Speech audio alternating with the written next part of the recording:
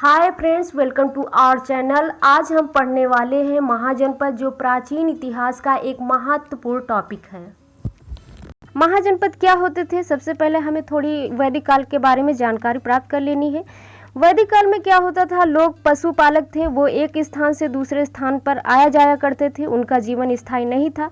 लेकिन जब उत्तर वैदिक काल आया तो उत्तर वैदिक काल में लोहे का आविष्कार हुआ। लोहे के आविष्कार से अनेक यंत्र, औजार और हल बने, जिसके कारण लोगों ने कृषि करना शुरू कर दिया। और कृषि करने के कारण वो एक स्थान पर रहे, और जब वो एक स्थान पर रहे तो वो जन हुए। और लेकिन जब उनको एक कुर्सी, एक पद दे दिया गया तो वो जनपद हो गए।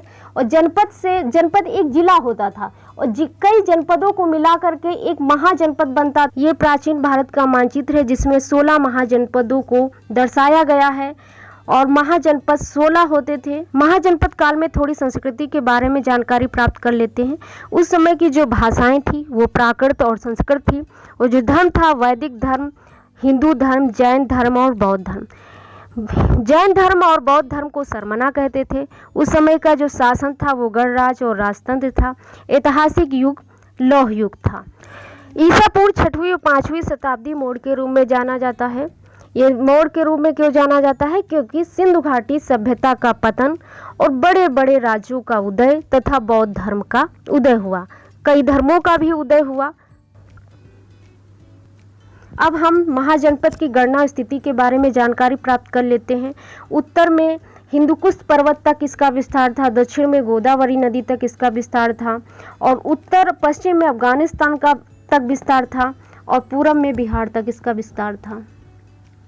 महागोविंद सुत के ग्रंथ दीर्घ निकाय में भारत की जो आकृति थी वो उत्तर में आयताकार थी, दक्षिण में त्रिभुजाकार थी, जो हमें आर्क अर्थात एक बैलगाड़ी की आकृति के समान लगती। बौद्ध निकाय के अनुसार भारत की भौगोलिक एकता ईसा पूर्व 6वीं सदी में मानी जाती है। बौद्ध निकाय के अनुसार भारत को 5 भागों में बांटा गया था उस समय महाजनपद को।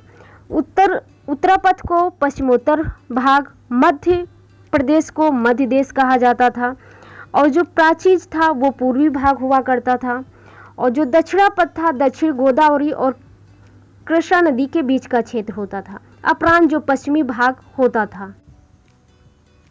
जैन ग्रंथ में भगवती सूत्र, सूत्र कर्तंग, पाणिनि की अष्टाध्यायी, बौधायन का धर्म सूत्र जो 7वीं सदी में रचित है, और महाभारत के जनपद सूची के अनुसार महाजनपद का विस्तार उत्तर का हिमालय से लेकर कन्याकुमारी तक तथा पश्चिम में गांधार प्रदेश से लेकर के असम तक फैला था।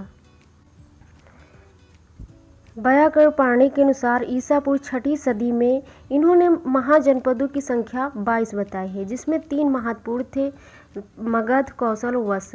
बौद्ध ग्रंथ अंगुत्तर निकाय एवं महावस्तु में 16 महाजनपदों का उल्लेख था, जो इस प्रकार है।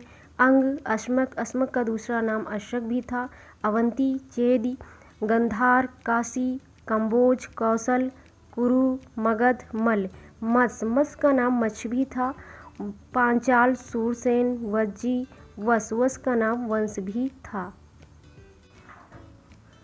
आज हमने महाजनपद का उदय, इसकी गणना और स्थिति के बारे में जाना, और आगे की वीडियो में इन 16 महाजनपदों के बारे में विस्तार से जानेंगे। वीडियो देखने के लिए धन्यवाद। तब तक के लिए नमस्कार, और मिलते हैं नेक्स्ट वीडियो में।